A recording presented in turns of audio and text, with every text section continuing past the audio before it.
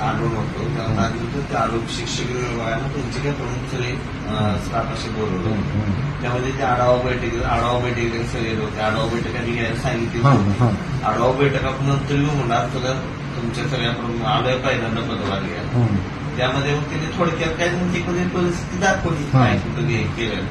त्यांना एकच सांगितलं, जिल्हा परिषदेच्या शाळेमध्ये तर विद्यार्थी पटसंख्या वाढली पाहिजे. जिल्हा परिषदेचा नावलौकिक झाला पाहिजे की जिल्हा परिषदेकडे कल झाला पाहिजे.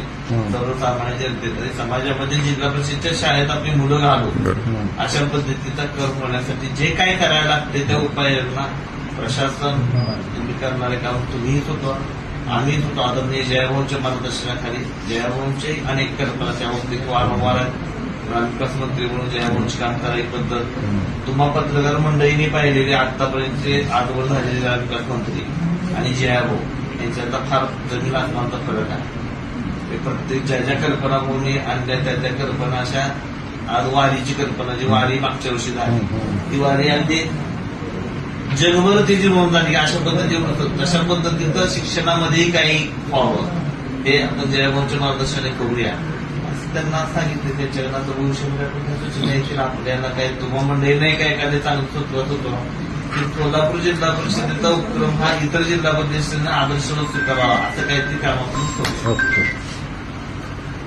तेव्हा पहिल्यांदा वाडेगावमध्ये आमच्या इथे सांडसमाळा म्हणून एक प्राथमिक शाळा आहे. त्या शाळेला भेट दिली. वाडेगाव तालुका सांगोला.